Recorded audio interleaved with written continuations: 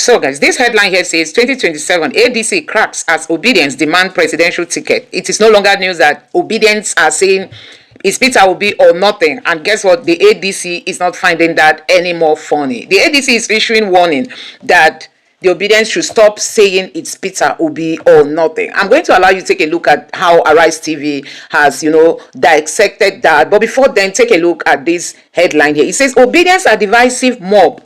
They will ruin Peter Obi's chance in 2027 election, ADC says. That is what the ADC is still saying, that Obidients are divisive mob. So guys, this language is very, very raw. And guess what? The Obidients are not taking it funny.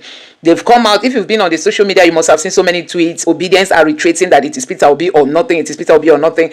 And that Peter Obi is the only force that, the Tinubu's government is afraid of, and that is why they are doing everything possible to frustrate Peter Obi. You saw how Peter Obi left the Labour Party and went to the ADC before the court now affirmed that Abure is no longer qualified to become the chairman of the Labour Party. Now, let me allow you to take a look at this video for yourself, where the discussion on why Obidients are insisting that it's Peter Obi or nothing, has been discussed, and let me know your take. Also, you are going to be watching this video on, Peter Obi going with Kwankwaso.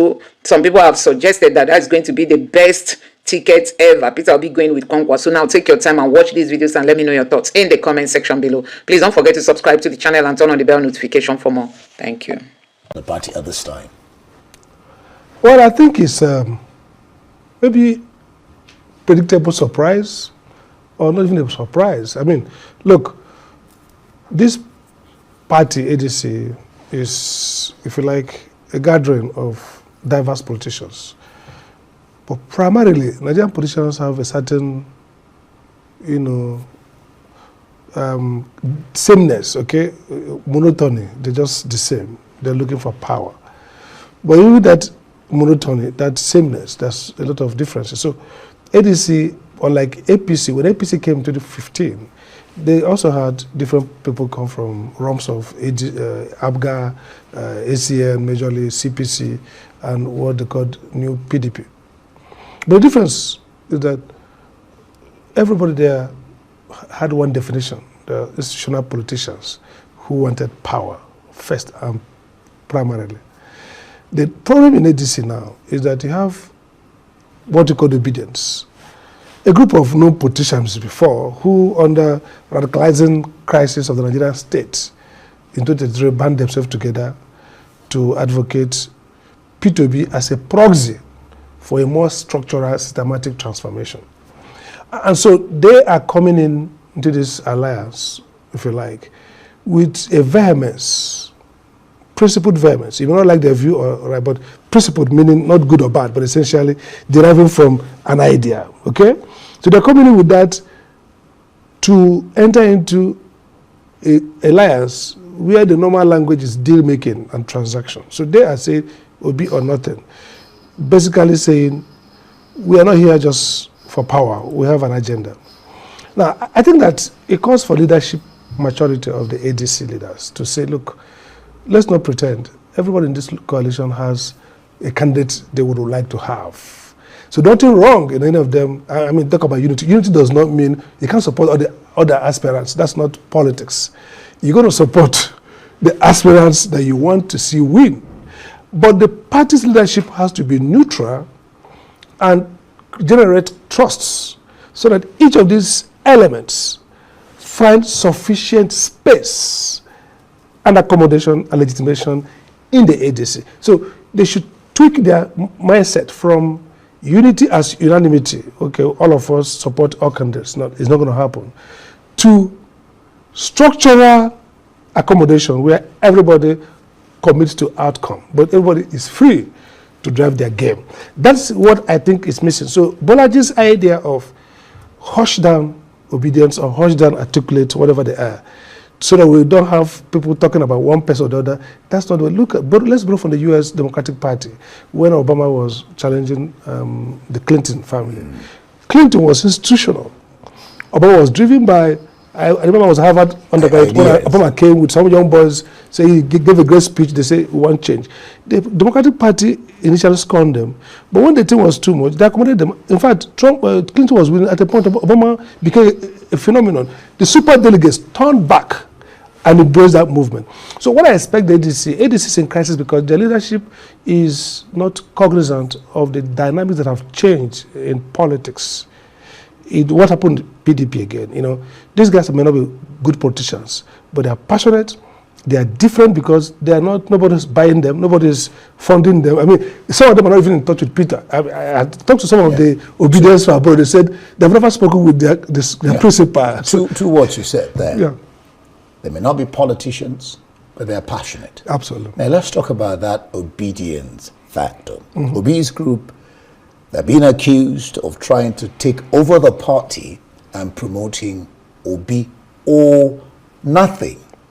Bolaji, of course, warns that is divisive.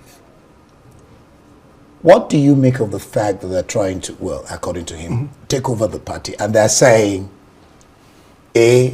black or white and no middle ground? Absolutely. I think it should be troubling to Bolaji and others. Again, these guys can't take over the party. They don't even have, most of the officials in the party are not obedient. In fact, I can guess that maybe only 1%. Bolaji is not obedient, Chairman is not obedient, Secretary is not obedient, nobody's obedient there. So they can't even take over the party. I think the point is that the ADC would need to run on the momentum that obedience generates. And so they would like them to bracket off Obi and be ADC. This is the quagmire here now. This is the problem. Enter the room, drop your coat, your winter jacket, which is Obi, enter as ADC. But that is because they don't understand the nature of this group. That this is even a group that P2P is not even, unlike typical political groups. It's very fluid and dynamic. Because they're not even, Peter is not the creator of that group. That's a problem. So you see Tinubu's supporters. Maybe he has helped them politically, put them in position, service, quote unquote, call meetings. Okay, Obi did not particularly... He didn't create the... That's the problem, is that this is a phenomenon that found Obi as his symbolism and vehicle.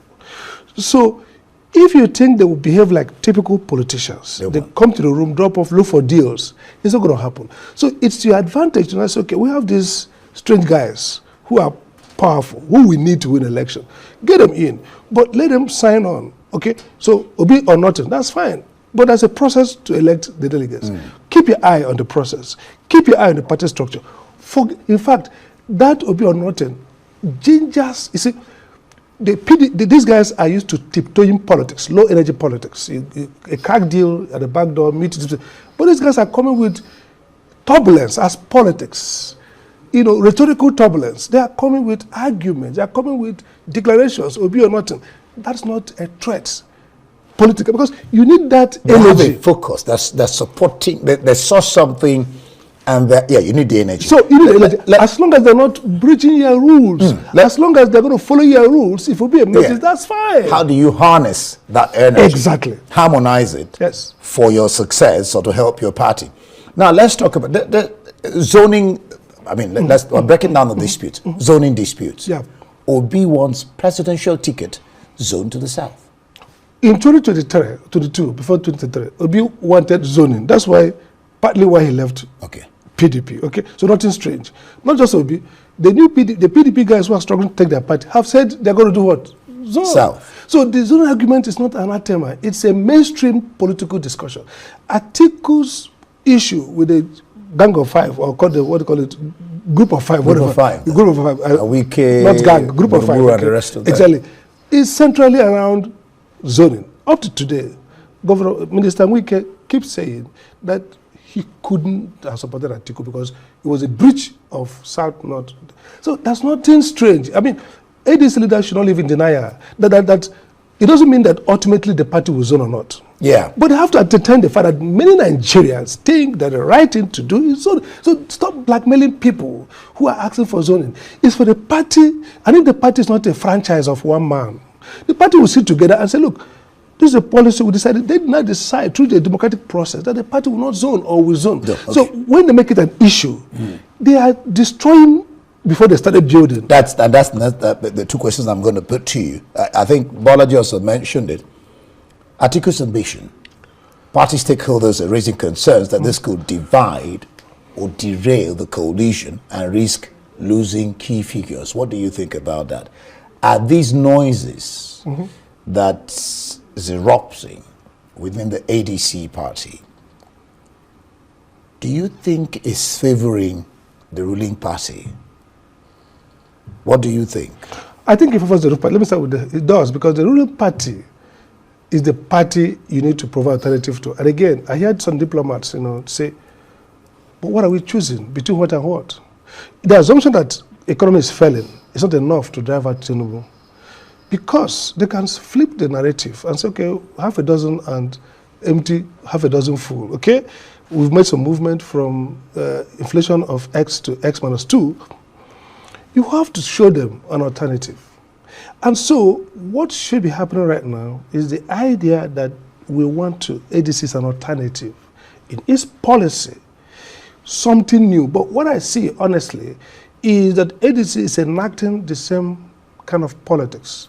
It worked in 2015 because of two factors. One, they were able to demonize Jonathan massively, and the Chibok issues and other issues played to there, and then the civil society naively, were co-opted.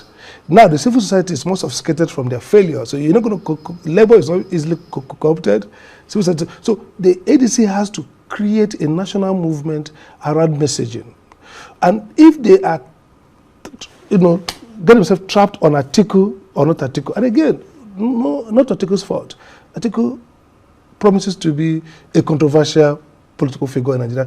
2023, part of PDP's collapse is a revolt against Atiku Abubakar, the G5, whether for personal reason, not his own fault or making. But it's a reality that ADC is going to struggle with the Atiku question. And I think the best way they can solve that problem is not to protect Atiku. It seems to me that the leadership is under some impression that you have to protect some outcomes, namely one, no zoning. That's not that, they shouldn't declare that. The argument is that, you win part before. That's a debate, rhetorical argument that the party will conduct. Don't foreclose that discussion now. Secondly, that, Obidients should come under Obi. No, Atiku Obi. No, that's not the point. The party's point now should be to build a party, create backroom conversations around what do we do to win election, and then move into the gear when you have created consensus. Right now, there's a revolt in the House. And how do you unseat a party that is co-opting everybody, almost 30 or thereabout state governors and one flank? You need the people. And for now, the energy is with Obidients. It does not mean that they're going to deliver for you preset ticket. It means that you need them in-house than outside. And I think the strategic calculation at this early time to create a sense of fait accompli on the preset ticket is a false one. And someone like Bola, who is strategically smart, should know that speaking against the Obidients and calling them names is not profitable at all. I mean, what do you get? Subtraction is not politics. Addition is politics. So even if the Obidients say Obi or nothing, and they're in-house, and they are part of building the party, then when you get to the stage when Obi makes it or doesn't make it, then you see the consequence. But at this point, Obi or nothing is actually a mobilizing voice. If they keep saying it, and all the Obi supporters, lovers, come in the house, that's good for you. So don't start hushing them down. Because you've practically answered my question, the last one. But let me ask you this, the last one on what should they be doing. I think in what they should be doing now is, and they're doing it, David Mark is a very strategic, disciplined leader. And I think they are building the structure. You can see that they're setting up their committees, different committees. They are making outreach. In fact, since Obi joined, if Kwakwanso joined, you see a boss. Obi came with a big bang. Kwakwanso, if he does join, will come with a big bang. So they need all those momentum and ride it, deepen the structure of the party, work as they're working, but forget this rhetoric. Don't be really obsessed with protecting anybody. Don't protect Obi, don't protect Atiku. That's not their job. Even if you are Atiku's spokesperson or lover, at this point as National Public Secretary, you should be disciplined, not to be seen as being provoked. Pandering to one side or any side. Yes, don't be provoked by Obidients. They're going to be Obidients who are going to be nasty and take it too much. It doesn't matter. Stay focused, knowing that Peter, Atiku, Erufai, everybody, it's important to build the coalition. And you can't take away the obedience from Obi. No matter what like I said, Obi can't even take obedience away from himself. Okay, just briefly, Yusuf, the governor of Kano State, is moving to APC. Kwankwaso, what's your thinking on that and the politics of Kano State, and where does that leave Kwankwaso, and what are his chances anyway, or probably? I think Festus Keyamo tried his tweet today to say Kwankwaso is in the quandary. He can't go left. He can't. If his bigger project is national politics, whether he joins PDP, APC, even going to APC now, it looks like a second grade. You know, the space is occupied. I think Kwankwaso is definitely the owner of Kano politics. I mean, Yusuf as a governor would get something, you know. So if there's election today and Kwankwaso pushes a candidate, I think Kwankwaso may win. The Kwankwaso candidate may win, but a governor, seated governor who is on the other party, takes a lot away. So, but then there is the issue of some people are crying out for. Is it the Senate? The Deputy Senate President to be governor. So the Kano is unfolding. So we might see it's really the campaign. We might see if the Deputy Senate President, who feels strongly that he should be the candidate and win that election, he has some strong support. If they feel done in, if the ticket goes to Titiku's skill will be called to question. If the ticket goes to Yusuf in a manner that they feel angry, you might see a very unlikely convergence of the Kwankwaso and this Deputy Senate President. So he's still alive, but Kwankwaso is still alive, not dead. He's strong. He's not. He will bounce back. So it's playing out, really. It's playing out. We don't know. All right, thank you so much, Dr. Sam Amadi, Director of Abuja School of Social and Political Thought, on the intrigues and what is playing out. Forming battle for power ahead of the next general election, and who stands to gain from this sudden realignment. Excuse me. In Rivers State, an impeachment push against the governor has stalled, caught between the courts, the legislature, and raw political muscle. In Kaduna State, fresh abductions in Kajuru local government area have once again raised urgent questions about insecurity and the government's ability to protect its citizens. And talking about security, National Security Advisor Nuhu Ribadu met with a U.S. delegation pressing Nigeria to do more to protect Christian communities, an intervention that has stirred both concern and controversy. Abroad, Nigeria is reshaping its diplomatic posture with new ambassadorial postings to the US, the UK and France, even as global politics takes a sharper turn with Donald Trump's return to the Davos spotlight and a growing transatlantic unease. So what connects these moments? Where is Nigeria asserting control, and where is it still struggling to keep pace? Well, joining me now to dissect these developments and to break down the week that was are two top-notch commentators who have become proficient at scouring those headlines and unearthing everything that's above and under the radar. And they are the Arise News analyst and former chairman of the editorial board of Daily Trust newspaper, Mahmood Jega, and the public affairs analyst, Mazi Nnamdi Dixon-Irobu, who is both a member of the opposition PDP and an Obidient. Gentlemen, thank you very much indeed for joining us. Thank you. Let me come to you, Mahmood. Your reaction to Governor Abba Yusuf's resignation from the NNPP, is this, in your assessment, a personal political calculation or a signal that smaller parties are essentially buckling under pressure from 2027? Well, this event in Kano has been long in coming. For several weeks it was being speculated that the governor was moving out, and initially it was not certain, but the statements that were made at several meetings by the party leader, Rabi Musa Kwankwaso, suggested that there was something like that, because he was talking about betrayal and things like that. And then just in the last 2 days, you know, it looked like Kwankwaso himself had not exactly decided what he wanted to do, and there was speculation that the governor was going to take him to meet the president and that they will move together, and all this was speculations. But today, finally, the governor has resigned from NNPP, and it is all but certain that he is going to APC, because it has been speculated for long. What? As far as I can see, it's a very big gamble on his part, especially going without the leader, which is Kwankwaso. What do you think will happen with Kwankwaso himself? There's been speculation he might go to the ADC. Yeah, but he set a very high demand, which is, I think he said at one of the meetings that any party that he goes to must give him either the presidential or the vice presidential ticket. And he must be addressing ADC because he won't cannot possibly tell APC. APC to give him the presidential ticket.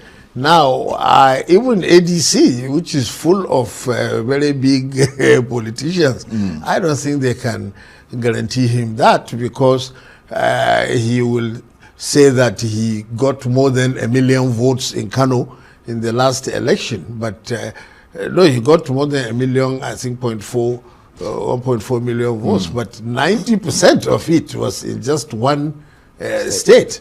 Now, that does not convey strength in presidential election calculations. So it is the governor also who has taken a very big risk, because the first hurdle is whether he will now get renominated by he's going to get the ticket.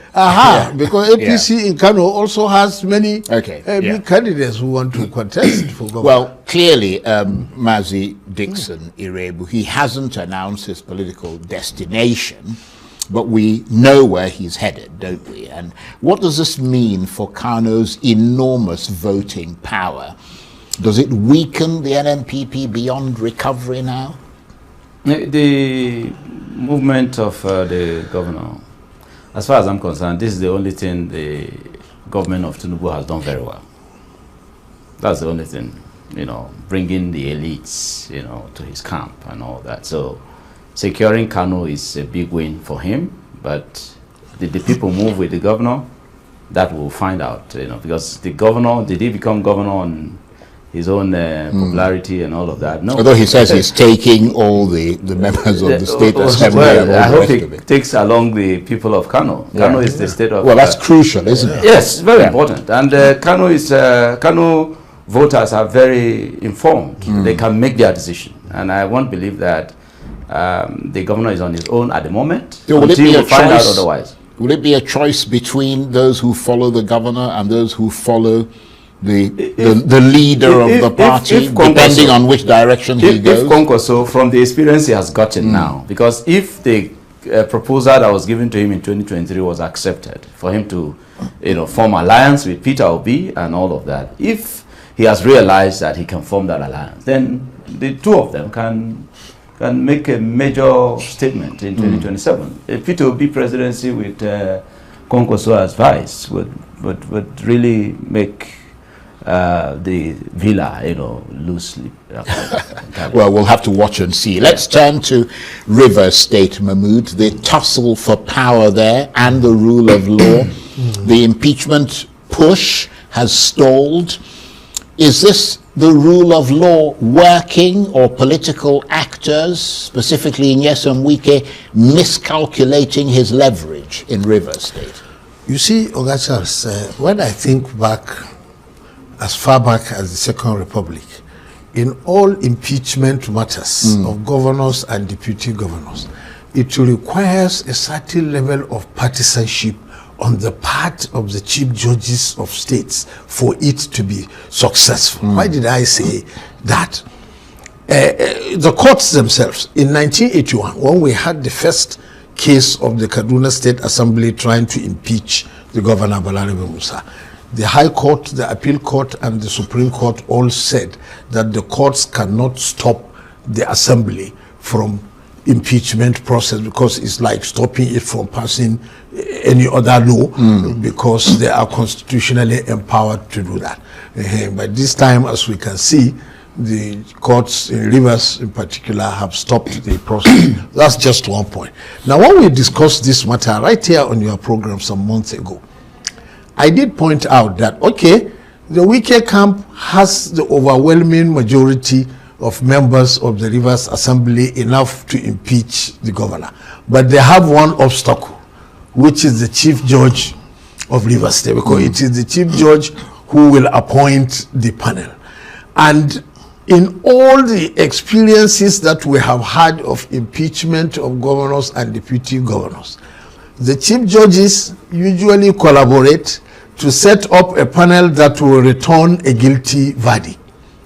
But in Nasarawa State in 2014, the PDP majority in the assembly initiated the impeachment of the APC governor, Umaru Tanko Al-Makura. But the chief judge set up a panel which returned a not guilty verdict. And the Constitution says if the panel brings a not guilty verdict, that is the end of the process.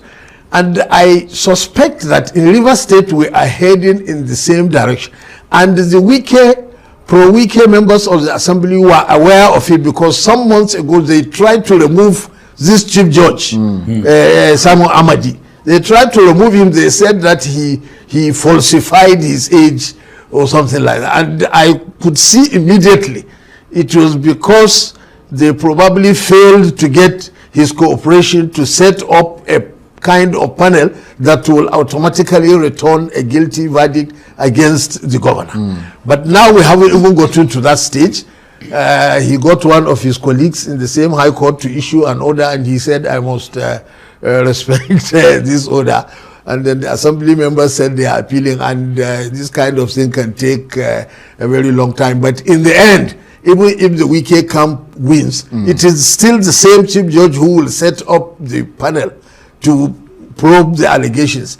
And we'll see how it goes. Indeed. And Mazi Dixon, without impugning the integrity of the judiciary, do you see the hand of Abuja in all of this? I mean, and beyond that, does this strengthen Governor Fubara now by effectively exposing the overreach from the other side, or does it weaken him by keeping Rivers State almost permanently on edge now? The movement to APC, this is the result.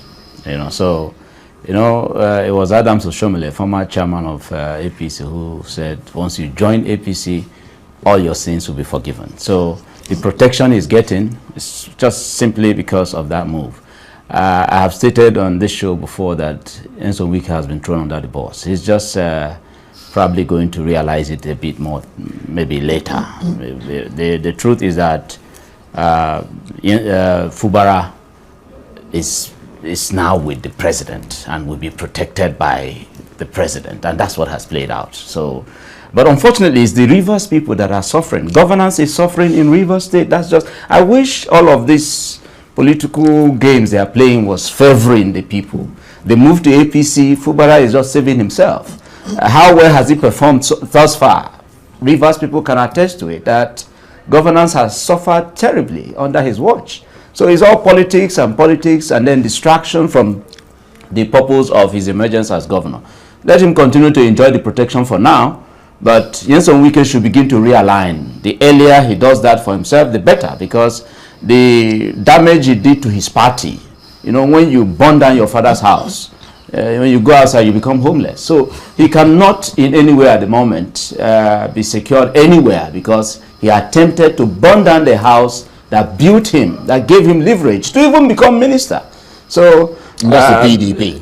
Yes, the PDP, of course, my party. So let him enjoy it. But Fubara, his days can also be said to be numbered, because APC has put it on notice that there is no automatic ticket to anybody who is coming into their camp. So some of them who moved in along the way, by the time PDP secures its position again, most likely they will have to start coming back in droves back home. Well, that'll be something that'll be very interesting to watch, won't it, as we get closer to 2027. Yeah. But talking about securing things, Mahmood, let's turn to insecurity.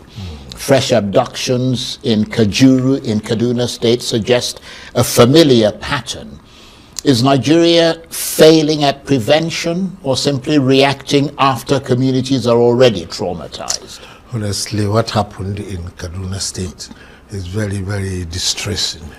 It's not the only one. not so long ago, we had an even larger, 177 people were carted away in Kaduna, but an even larger number in Niger State, I think 220 or so. And also there was the event in Kwara also where some. So it looks like the security leadership has to completely re-strategize. But of course, this one is getting, sorry to interrupt you, a lot of international attention because they are specifically taken from Christian churches. Yes. Exactly. Just like the Kwara one, and also even the Niger one was a Christian school. And I don't know whether somebody is trying deliberately to feed into the American narrative. Exactly, because I think there is an American team that just came and was saying you must do more to protect Christian communities, and to have 177 people, women, children, elders, everybody carted away. Look at the logistics of carting away 177 people, how you move them, where you take them, how you hide them, how you feed them, all things that are, and also initially the security agencies in Kaduna even denied that there was such an abduction, only to come back a day or two later. So something is seriously amiss. And somebody said something is seriously rotten in the house of Nigerian security. And I mean, Mazi Dixon, after so many years of so-called enhanced operations, we're still asking the same questions, and you wonder at what point does persistent insecurity stop being a security failure and become a governance failure? Until we take governance seriously. From day one, the president came on board and started playing politics, and so that distracted him away from governance. And so what we're seeing today is just the failure of leadership, and the president is still playing the politics. The government of the day has not realized that the first thing that will give you even victory, you know, you have an opportunity now to become president, okay, perform, so that the people can say, where have you been all this while? But rather than do that, he's still playing politics of grab it and grab it and grab it. So the people are left on their own. You know, and it's not just about Christians, it's Nigerians. I admit that Christian persecution is going on in Nigeria, but Nigerians, whether Muslim, Christian, or pagans, are all being slaughtered in our country. So, and the logistics involved, that's what baffles me. The logistics involved in moving this number of people, and then the security, well, the police, like my colleague here said, even the first 2 days said, no, there's nothing like that. So it shows you clearly the absence of governance, you know, in different parts of our country. And it's unfortunate, really. Very sad. Indeed. Very, very sad. And Mahmoud Jega, you mentioned the National Security Advisor, Nuhu Ribadu, being visited by a U.S. delegation. And, you know, I'm wondering whether that's a diplomatic warning shot along the lines of what we heard before, and whether you think that external pressure can help fix Nigeria's security problem, or whether it just exposes how thin state authority has become in this country. Everybody knows in this country that our number one problem is insecurity, all this insurgency and kidnappings. I don't think the American intervention in particular is helpful, because they are pushing the wrong narrative. The government has tried very hard to say, look, we have this serious insecurity problem, but all parts of the country and people of all faiths suffer from it and are being killed.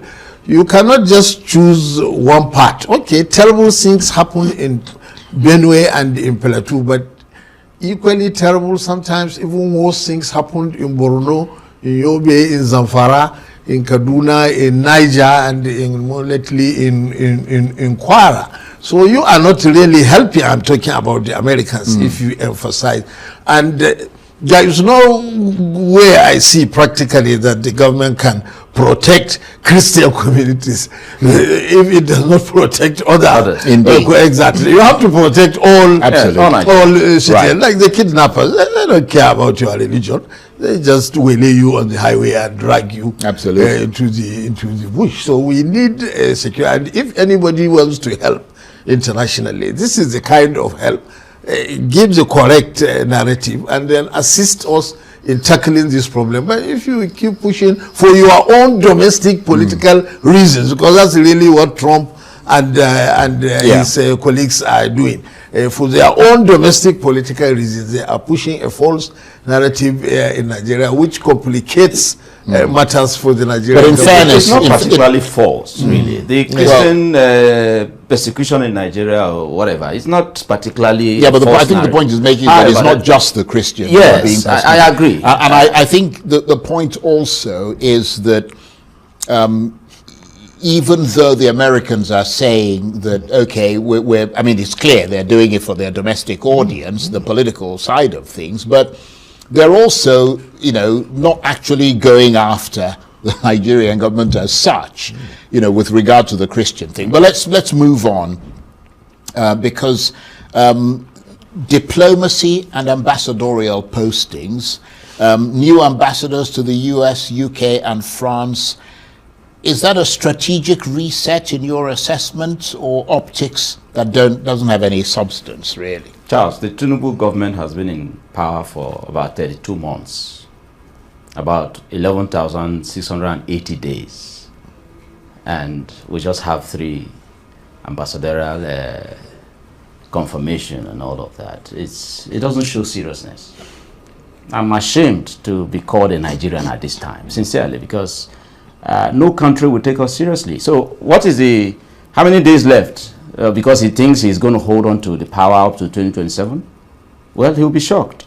It's unfortunate. Yeah, he has appointed people, and out of 60, we still have about 68 left, and all that. I think out of 68, he has just confirmed 3. It just doesn't show that we are part of, what is happening around the globe, and that Nigeria wants to bring in real, attention to the plights and indeed also the possibilities or potentials in our country. This president doesn't seem to understand governance. He was overrated. Tinubu, clearly, is an overrated president. Mahmood, we're fast running out of time. What exactly is Nigeria trying to change abroad with these appointments if the core problems remain unresolved at home? Exactly. I mean, diplomas, there's a limit to what diplomats can do. I mean, if you go to US or somewhere explaining things, if it does not tally with the reality on the ground, because these countries also have their embassies inside Nigeria, very large ones, and they have newspaper people, they have business people, and they get a lot of information from all kinds of sources. So just putting an ambassador in London or in France will not solve your problem. And look at the messy way in which it was done. Yesterday, you said you have appointed 4 ambassadors to these 3 countries and another one to Turkey. And that one that they said they appointed to Turkey, they said he's the former governor of Kebbi State. And they gave one jumbled up name. People in Kebbi quickly rushed and said, that is not the name of our former governor that you said you appointed. And in any case, he was not in the list of the 68 ambassadors that were taken to the Senate for screening. So how can you post him when he was not screened by the Senate? And all the others that were screened, you didn't post them. And then they announced today that they have withdrawn that posting to Turkey. Bit of a mess, really, isn't it? Big mess. Well, we've literally got 20 seconds. Donald Trump is back on the Davos stage, global stage. We've seen, shifts in Western foreign policy. I wonder how vulnerable you see Nigeria in that sort of context. In a world that is becoming more transactional, less forgiving, especially on security and governance issues. I thought our president would have, grabbed the opportunity, affirming to actually go and meet him. Go and meet Mr. Trump one-on-one. When is he going to meet him so that we at least can know that our president is doing something? He missed another opportunity, or is he afraid of meeting Donald J. Trump? When is the president possibly going to go to America to meet with his colleague to discuss the interests of Nigeria?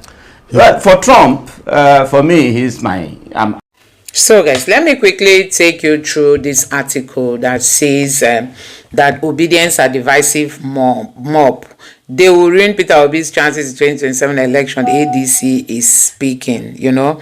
Now, let me read out what this article says. The African Democratic Congress has warned supporters of presidential aspirants to stop preaching divisive and exceptionality ahead of its June primaries. So guys, and it went ahead to say that the party's national publicity secretary Bolaji Abdullahi gave the warning while speaking in a live audio conversation on X, formerly Twitter, on the state of the nation and polity on Sunday in Abuja. Let me also say this: those supporting divisiveness by aspirants should stop because they are working to the advantage of the APC. Those shouting Peter Obi or nothing are not helping him. They preach division, limit outreach, and harden position needed for victory across region and supporters. He stated, Mr. Obi's supporters are also known as Obidients.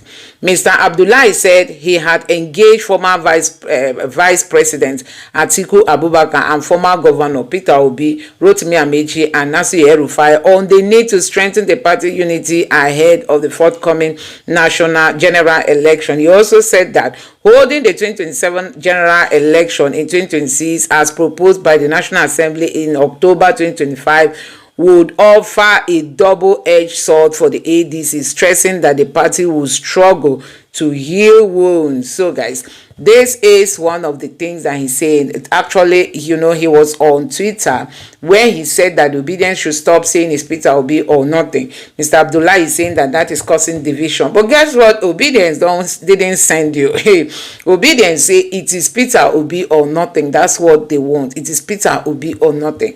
And that is actually what has been trending on the social media. Nigerians want to see that reaching. People are tired of, you know, the kind of things we see under the APC government. Now, let me take you through one tweet on the social media. It says, Bolaji Abdullahi should know that speaking against the Obidients and calling them name is not profitable at all. ADC leadership has to be neutral and generate trust. You know, calling Obidients mob is not going to help. You know, it's not going to help because he said they are mob. Anyway, guys, now let me take you, sorry for that, let me take you through more reactions here as regards to Tinubu's tax. This person here say, if a governor is confused, what should citizens and employers in his state feel? The chairman of the tax reform committee earlier told everyone to wait for the final version of the tax law. Now the same person is organizing implementation session. Has the final copy been released? If yes, where is it? It is not publicly available. If not, which version is being used for this session? The disputed version, the assumed or imagined copy of final law the public has not seen. So guys, Tinubu and his cronies are working hard to start generating taxes at all costs. Now, this person here said, we are pleased to note the feedback from workers who have received their salaries for January 2026 and confirm a reduction of their pay tax resulting in higher take-home pay under the new tax law. Resulting in higher take-home pay. Okay, to ensure that relevant individuals charged with the responsibility to implement these charges for the benefit of the employees in their organization are well informed. The Presidential Fiscal Policy and Tax Reform Committee is hosting a session for the key stakeholders in collaboration with the Joint Revenue Board. Tax Reform Implementation Session for HR, payrolls, and tax managers. And then you are invited to register for an engagement session with the Joint Revenue Board and Presidential Fiscal Policy and Tax Committee. So this is what is happening. You cannot speak truth to the administration. We asked to review the tax bill. They refuse. That is an insult for even governors to question what presidency has done. Now, we don't know what was passed at National Assembly and what was signed. This is Makinde speaking. So there's been a whole lot of back and forth as regards to the tax laws in that the Tinubu's government wants to implement at all costs. Nigerians are wondering, is it the adulterated one, the forged one, or the real one? And they say the real one is not yet out. Now, let's see more other headlines. Video of Anambra Governor Soludo shutting down main market for 1 week. Hey, Soludo wants to shut main market for 1 week. In the Igbo. Hey, Anambra State Governor Soludo shuts down main market for 1 week. Hey, breaking news. Anambra State Governor has ordered 1 week shutdown of main market effective from today, Monday, January 2026, because the traders failed to open their business in defiance of the government directive. So guys, Soludo is saying that for the fact that people refuse to, the traders fails to, okay, I think Soludo told them to open their businesses because of, you know, maybe because of they sit at home, something like that, and they refuse, and that has led to this. Okay, let me see more reactions. Possibly it will provide them more clearance. Now, this person here said it is important for media houses to publish the statements in order to inform the public and clearly communicate the consequences of non-compliance should this Fulani jihadist terrorist group fail to leave within 48 hours, okay? Final 48-hour notice. Evacuate the Nigerian regime back Fulani jihadist militias and Fulani armed men from Biafra bushes and forests. The government of the United States of Biafra is hereby issues a public security directive in the supreme interest of protecting lives and properties, food security, and the territorial integrity of Biafra land. So they actually wrote and asking those the Fulanis, final 48-hour notice, evacuation of Nigerian regime back Fulani jihadist militia and Fulani armed terrorists from Biafran bushes and forests. So the Biafran people are giving the Fulanis ultimatum to leave the land. Let's see more reactions. This person here said, it is important for the media houses. Okay, I've read that. nnamdi Kanu released statement of people and organized Biafran shall listen. He didn't mention USB. Why? You guys are illegal and impersonating anyway. So guys, anyway, I don't know what happened here. The heat is up. Keep up the good job. Keep up the pressure. You know the way, and God will surely be on the lead. God will bless your cabinet. God bless Nnamdi Kanu, Samuel Ekpa, and the rest of them. So, guys, actually, I read from the post that says Anambra State Governor is shutting down main market, possibly because people refuse to open their market in defiance to the sit-at-home order. Anyway, let me know what you think about this in the comment section below. Thank you.